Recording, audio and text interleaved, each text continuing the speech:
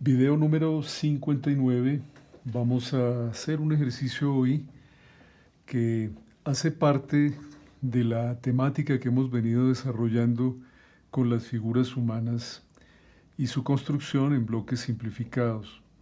En el ejercicio de hoy vamos a dar un paso importante y es aprender a situar dentro de un espacio en perspectiva figuras a diferente distancia y además de eso entender cómo se comportaría la línea del horizonte respecto a esas figuras y además de eso cómo podemos aprovechar esa línea del horizonte para poder construir el espacio en el cual van a estar situadas las figuras. Previamente he dibujado más o menos hacia el centro de la hoja de papel una línea horizontal que representa, por supuesto, la línea del horizonte, uno de los primeros elementos esenciales de comprensión de la perspectiva, como hemos visto en los videos iniciales de esta serie. Con la línea del horizonte ubicada con lo que podría ser un solo punto de fuga para este primer ejercicio, podemos comenzar a construir con respecto a la línea del horizonte y el punto de fuga por medio de nuestra estructuración hecha en bloques un par de figuras. Podemos tenerlas en cuenta entonces de la siguiente forma, la vamos a empezar a trabajar. Si tenemos aquí una figura, pensemos en una figura masculina, vamos a esbozar los elementos principales, pero repito, teniendo muy en cuenta la altura de la línea del horizonte. Ese es el referente más importante para poder hacer el ejercicio de lograr ubicar tanto figuras humanas como artefactos, etcétera, etcétera, en espacios en perspectiva. Hasta el momento solo hemos visto ejemplos de dibujo de la figura humana aislada, básicamente sin ningún otro detalle adicional. En este caso, vamos a suponer que la línea del observador, que es la línea del horizonte, o sea, la línea del dibujante, línea del horizonte, está cortando las figuras cerca de la cintura. Entonces aquí, adicionalmente, vamos a explicar de qué manera esa línea del horizonte es la que va a permitir construir el número n de figuras que sean necesarias para la escena. Si estamos colocando la línea del horizonte cerca de la mitad del cuerpo o aproximadamente en la cintura, lo que estamos diciendo a partir de esta primera decisión es que el dibujante u observador de la escena estaría sentado con respecto a una figura de pie.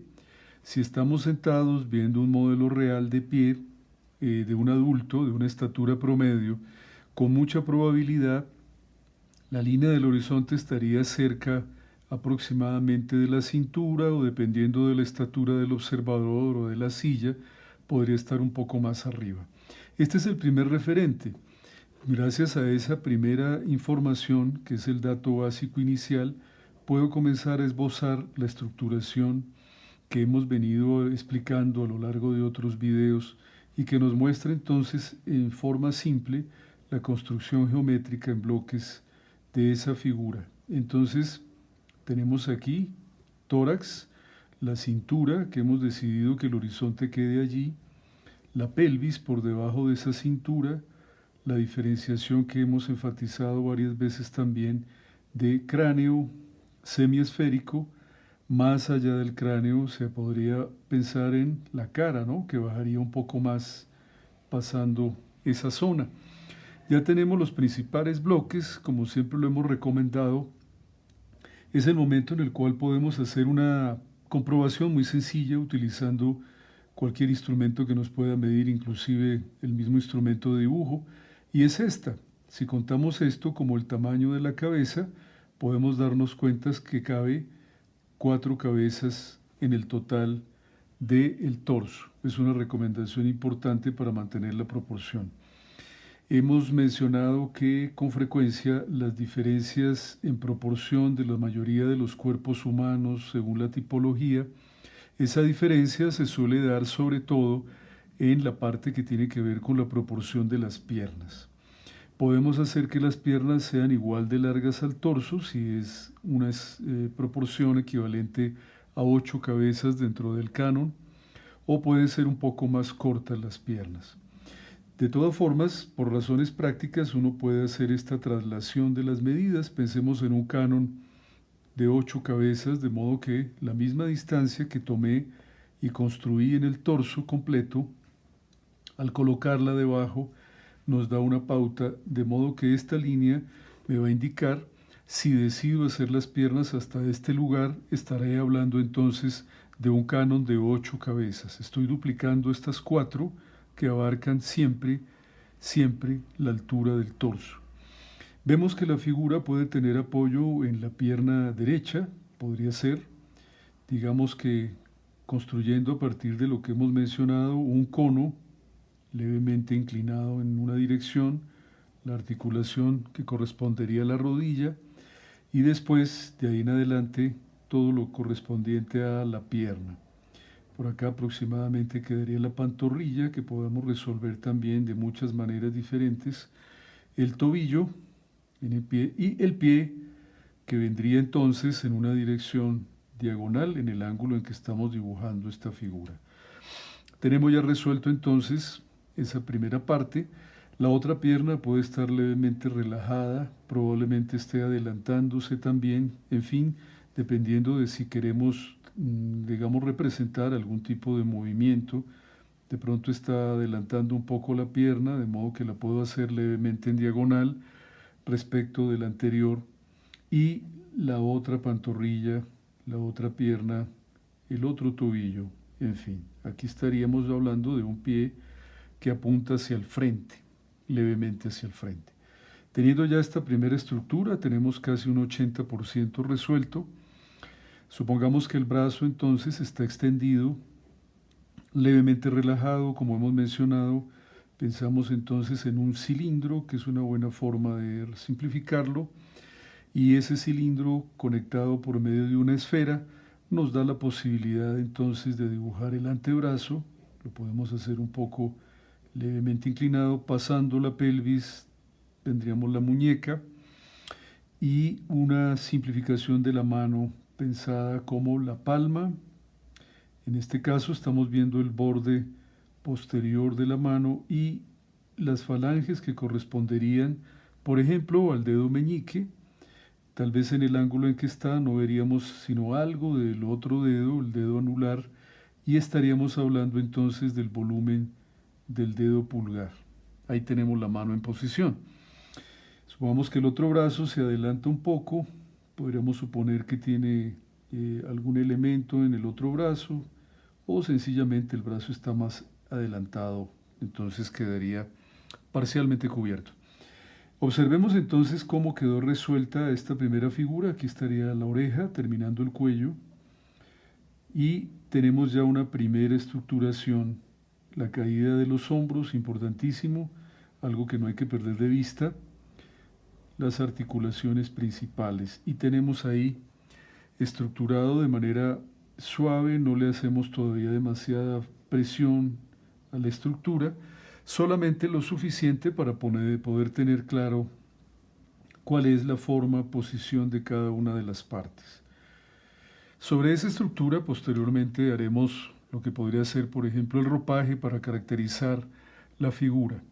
La segunda figura, vamos a pensar en una figura femenina, está de frente al personaje masculino, pero naturalmente estaría más atrás de él. Eso significa sencillamente que tengo que dibujarla, primero que todo, más pequeña, para que se entienda la diferencia de distancias. Sin embargo, no es suficiente con hacerla más pequeña, porque adicionalmente tenemos que pensar que también está regida o controlada por la posición del horizonte. No basta que la reduzca de tamaño, porque corro el riesgo de colocarla en una posición inadecuada, que no me estaría hablando de el mismo espacio unificado con la profundidad y la perspectiva correspondientes. La línea del horizonte, imaginándonos que la figura femenina quizá es un poco más baja que la masculina, de todas maneras estaría a una altura aproximadamente similar a la del hombre. Vamos a acercarla, supongamos que ella esté aquí cerca. Pensemos entonces de nuevo en la proporción. Tenemos un tórax femenino, un poco más pequeño que el masculino. Tenemos uno de los hombros, el otro parcialmente oculto. Pensemos también en que es una figura en semiperfil. Aquí estaría la simplificación del tórax femenino de manera geométrica. Vean ustedes que intencionalmente puse la cintura un poco por debajo del horizonte, puesto que estoy hablando de una figura femenina de una estatura un poco menor a la del hombre. Si ella fuera de la misma estatura, seguramente el horizonte la cortaría exactamente en el mismo lugar. Una vez que tengo esto ubicado, pienso entonces en la pelvis de la figura. Imaginémonos que está haciendo apoyo en la pierna izquierda. Eso implica una inclinación en la pelvis. La pelvis, tratándose de figura femenina, como lo hemos pensado o mencionado anteriormente, en un prototipo o en un cuerpo mesomorfo, que es el promedio, tendría la misma distancia aproximada del ancho de caderas en el ancho de los hombros. Aquí finalmente estaría el cuello de esta figura, a manera de cilindro, como también lo hemos analizado.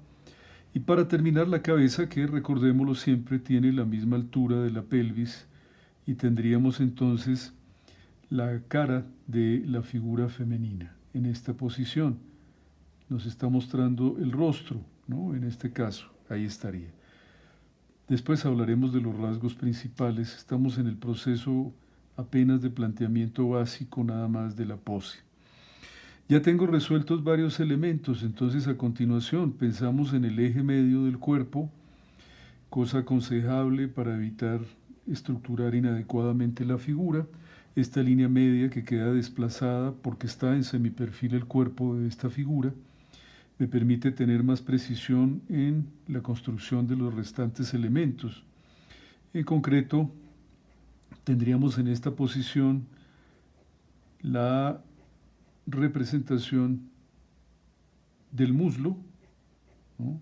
En este caso, ahí estaría.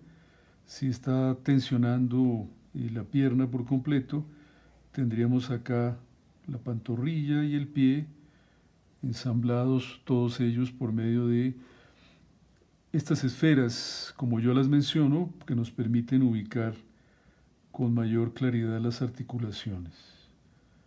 Tenemos una representación del pie. La otra pierna podría estar levemente relajada. Aquí tenemos entonces el pubis y la forma en que se ve la pelvis en semiperfil. Aquí vemos el arco en esta posición que permite ensamblar el muslo, mientras que acá estamos viendo en semiperfil esa otra parte. Tendríamos entonces, por ejemplo, la rodilla levemente flexionada hacia adelante. Podríamos pensar en algo como esto. Y la pierna propiamente dicha, que estaría entonces un poco relajada al lado de la otra. Aquí estaría entonces el pie también casi de perfil. Ya logrando interpretar los movimientos, tenemos entonces una mayor certeza y mayor precisión en lo que estamos dibujando. Vendría aquí el brazo de la figura femenina. Supongamos que el brazo está extendido al costado de su cadera. De nuevo, terminando la muñeca, tan pronto pasamos la pelvis, o sea, en este caso el pubis de la figura, palma y los dedos de la mano. Habiendo hecho ya esta estructuración, probablemente la otra mano o el otro brazo pues no son visibles, supongamos que estén allí también levemente flexionados a punto de ejecutar algún movimiento, y ya tenemos un planteamiento geométrico de las dos figuras y, lo más importante de todo, referidas a una línea del horizonte, que es lo más importante de todo. De esa manera podemos entender las distancias que se presentan entre los dos personajes. Observen el cambio de escala. Insisto mucho en esto, importantísimo. Si yo tengo puesto el horizonte, es mucho más fácil situar correctamente figuras a diferentes distancias de profundidad.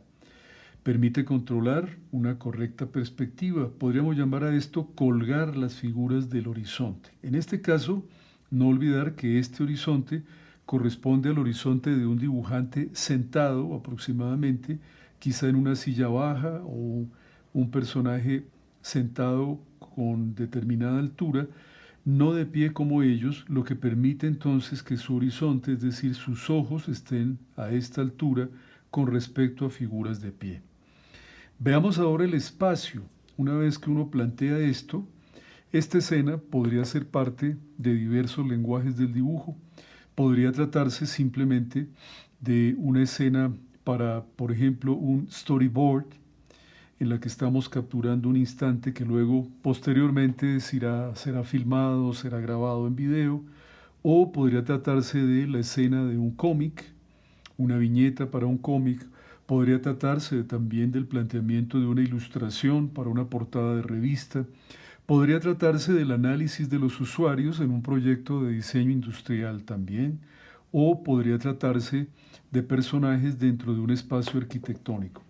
¿Cómo resolvemos ahora el espacio arquitectónico? En este punto es fundamental tener en cuenta los pasos subsiguientes que voy a llevar a cabo en color rojo, en bolígrafo rojo. Uno de los primeros asuntos a tener en cuenta es que sobre la línea del horizonte debo tomar la decisión de dónde voy a colocar probablemente un punto de fuga que me permita controlar y construir el espacio. Esta va a ser entonces una perspectiva de un solo punto de fuga. Más adelante veremos un ejemplo donde empiezan a intervenir dos puntos de fuga.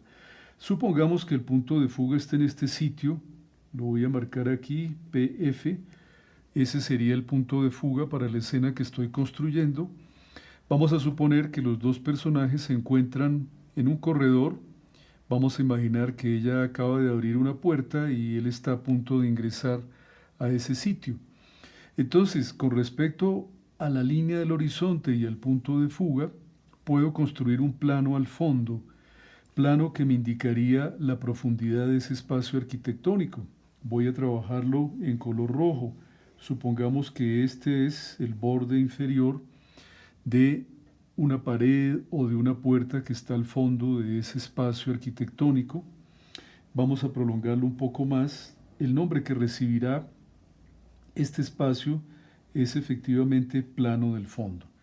Sobre la cabeza de los dos personajes, no necesariamente de ambos, porque depende de qué altura quiero darle el espacio y a qué distancia estaría él con respecto al fondo, vamos a pensar que sobre la cabeza de ella estaría el final del techo, el muro o la pared o la puerta que hay al fondo, cualquiera de esos elementos.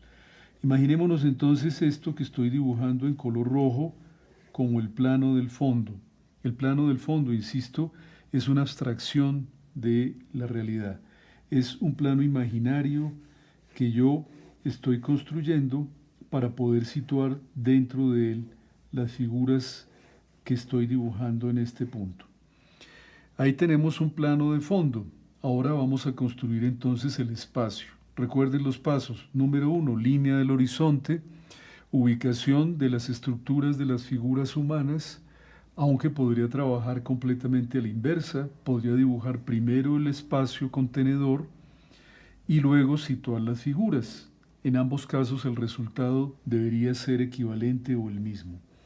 Con el plano del fondo, la línea del horizonte y el punto de fuga, sencillamente desde el punto de fuga fugo por las cuatro esquinas del plano del fondo. Estas líneas que comienzan a ver acá son las que corresponderían a la profundidad de ese espacio habitable dentro del cual quiero que esté representada la escena. Las cuatro esquinas del plano del fondo son ya un referente importantísimo, puesto que ya estoy hablando al hacerlas de los principales planos del espacio contenedor. Como se puede ver aquí, ya tengo un espacio al que yo llamo una caja vacía. Tengo lo que va a equivaler en forma de trapecio al techo de ese sector del espacio. Tengo un plano a la derecha que representa, por ejemplo, otra pared. Tengo un plano trapezoidal en el suelo que es el piso sobre el cual están las figuras. Y finalmente el plano de la izquierda que representa otro muro. Basta con tener esos 4 planos en perspectiva y el plano del fondo para entender que esta es una especie de caja vacía con la cual puedo representar cualquier espacio que tenga interés en representar. Puedo llenarlo con lo que yo necesite. Concretamente, cambiando de color, puedo pensar que él acaba de llegar, ella lo recibe y, por ejemplo, aquí hay otra puerta. Entonces, con respecto al punto de fuga, hago una fuga dándole una altura promedio a lo que sería el dintel de esa puerta y establezco entonces el sitio donde quedaría el acceso por medio de esa otra puerta. Digamos que esta es una puerta que representa el acceso a la cocina o al baño de ese espacio al que está llegando.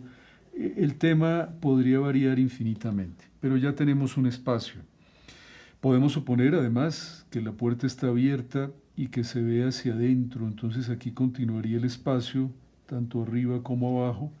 Ahí ven ustedes que ya estoy rompiendo, por decirlo así, este muro lateral, generando la posibilidad de construir en perspectiva sin error un nuevo espacio. Ahí lo tienen con muy pocos trazos, sin mayor dificultad. Voy pasando a color negro las líneas que van representando entonces la perspectiva de ese espacio. Ahí lo tenemos ya. Puedo imaginar que, por ejemplo, sobre este muro hay cosas como objetos decorativos. Supongamos que aquí hay un cuadro colgado en este muro.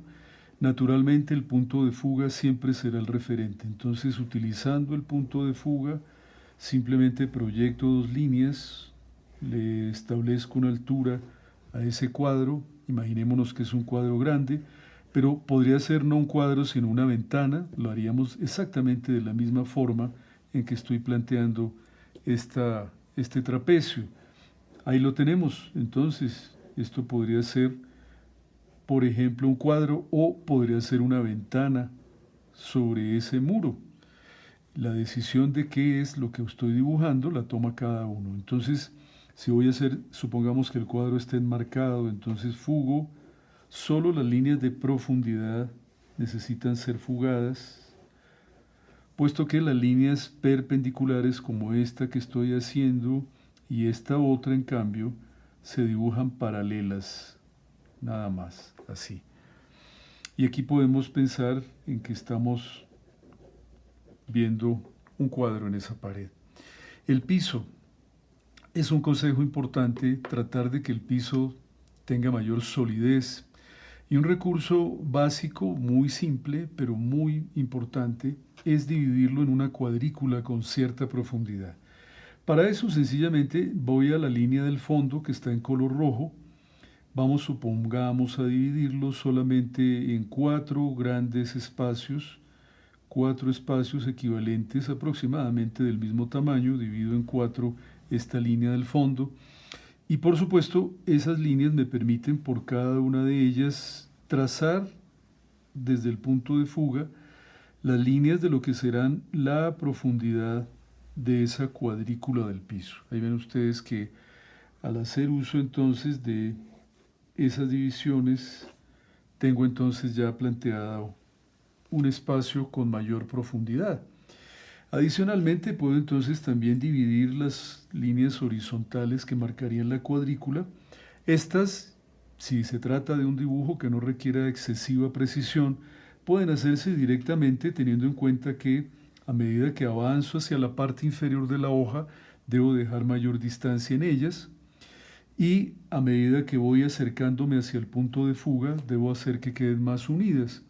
Si se trata ya de una perspectiva matemática o con mayor precisión, lo que puedo hacer es trazar desde donde termina hasta donde se termina la escena y en diagonal una línea que posteriormente me va a servir para crear las divisiones en perspectiva un poco más precisa, horizontales que iba a tener esta cuadrícula. En cada sitio donde se va cruzando la línea en diagonal, aproximadamente vamos haciendo entonces las divisiones. Claro, dependiendo de qué tan preciso quiero que sea el dibujo, esto ya podría tener una aplicación geométrica un poco más precisa con regla, escuadra, instrumentos, etc. Pero en este boceto explicativo casi que bastará con esto para entender cómo una simple cuadrícula o retícula en perspectiva genera una enorme representación del espacio en profundidad. Ahí tenemos entonces algo de esto. Aquí comienzan a desviarse un poco las líneas hacia otro teórico punto de fuga. Ya habría que entrar en materia para explicar cómo en realidad estamos viendo todo el tiempo un espacio en perspectiva curva. Pero por lo pronto completemos algo más la escena. Digamos que al fondo hay una división sobre el plano del fondo. Todo lo trabajamos por transparencia. Es otro consejo importante de técnica de dibujo. Cualquier otro elemento bidimensional, tridimensional que habite dentro de este espacio estará construido a partir, naturalmente, del punto de fuga. Imaginémonos una pequeña mesa o mueble contra la pared. Le doy una altura proporcional a las figuras. Supongamos que esté situado aquí, esto que voy a hacer como un volumen. Fugo, naturalmente, todo de las profundidades se fugan. Ahí queda contra el muro la superficie de contacto.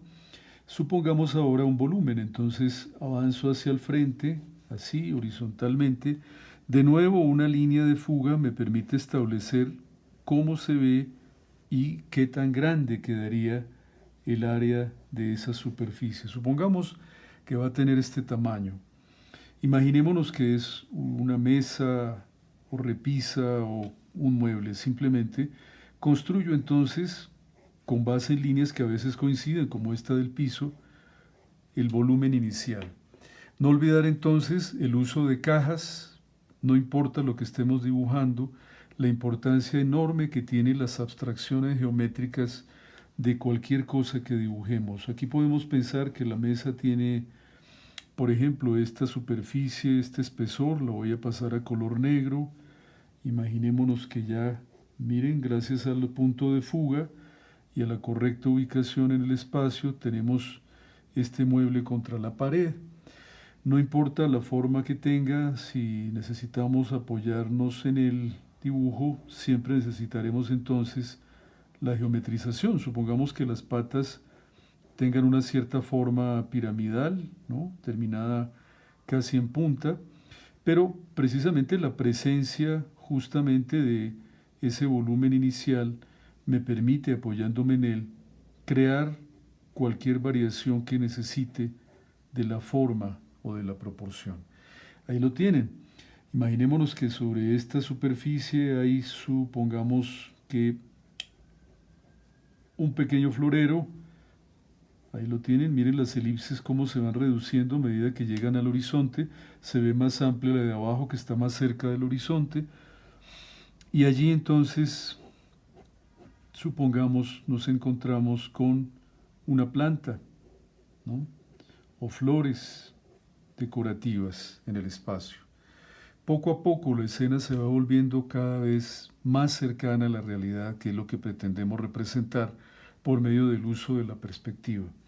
En el techo, vamos a imaginar que en el techo existe entonces una lámpara, ¿no? Entonces, por medio de líneas apoyadas en el plano del fondo, puedo hacer de nuevo como hice en el piso, porque finalmente es igual pero a la inversa, un par de líneas fugadas. Estas me van a permitir establecer sobre el techo un plano que podría imaginarme yo es una lámpara, ¿sí?, una pantalla de luz LED, por ejemplo, ¿no?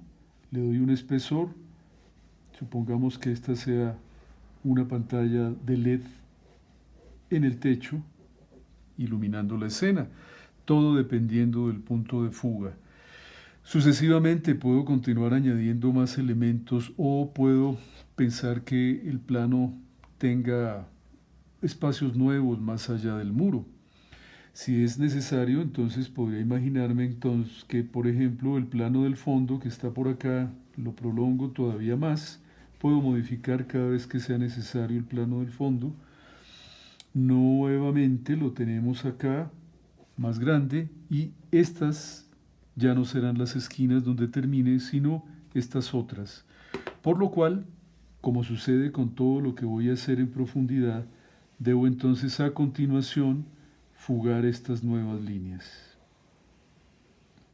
Y ahí tienen ustedes entonces el espacio ampliado hacia el lado izquierdo, se amplió enormemente hacia el lado izquierdo, y tenemos entonces el espacio modificado, lo puedo cambiar como yo necesite de acuerdo a lo que estoy dibujando, representando. Ya creció el espacio, naturalmente si le quiero hacer otra división en el piso, fugo, marco un punto nuevamente, fugo la profundidad y ya tenemos entonces una prolongación del espacio. Entonces este boceto ya me permite tener una escena bastante más compleja.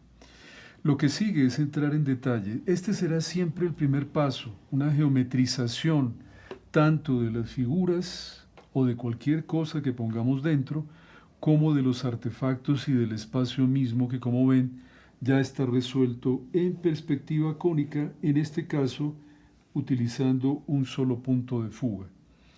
Si sigo avanzando, el paso adicional podría ser casi el inevitable. Por ejemplo, vestir las figuras. Vamos a suponer este personaje se asoma al cuello de la camisa. Digamos que está vestido con un traje formal. Estos serán los hombros en caída.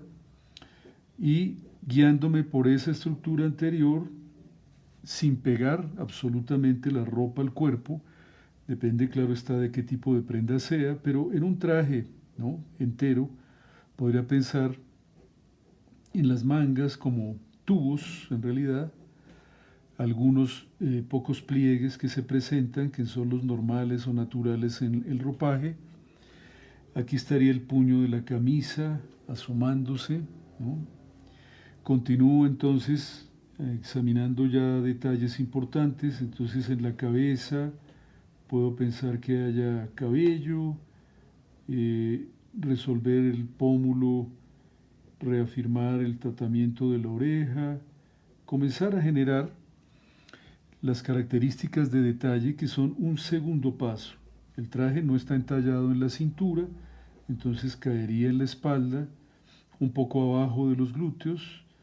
Podemos pensar en la raya media de división de la chaqueta, del blazer, ¿no?, en diagonal. Miren cómo va quedando la figura. De pronto algún pliegue en diagonal. Veamos qué sucede con el pantalón, que es un pantalón que naturalmente no está ajustado a las piernas. Forma algunos pliegues.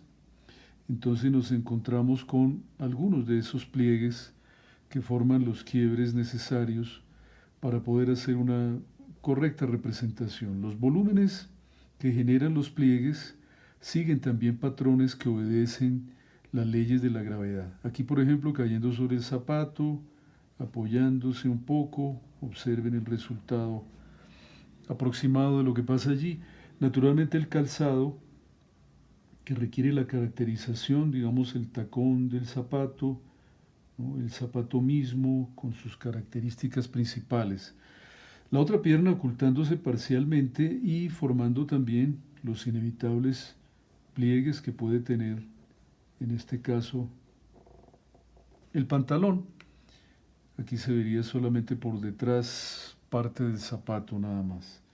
Ahí tenemos entonces ya una silueta aproximadamente realista, o por lo menos un poco más detallada de lo que podría ser un boceto de figura humana masculina vestida dentro de ese espacio.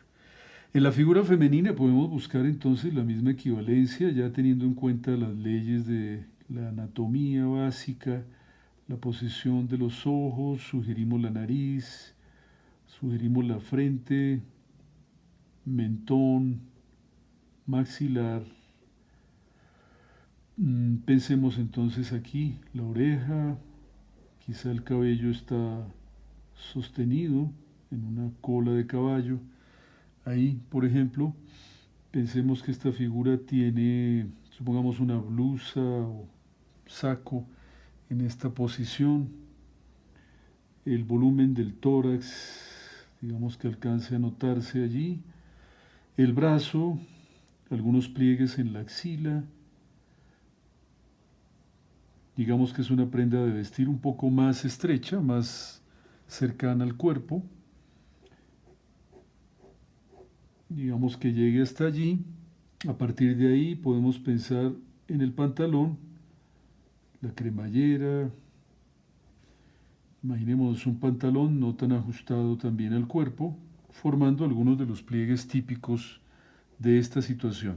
Este, por supuesto, es apenas un boceto hecho pues dentro de un cierto tiempo relativamente corto, límite, solo para fundamentar el manejo que haremos entonces de la simplificación volumétrica y de la combinación entre figura humana y espacio en perspectiva contenedor.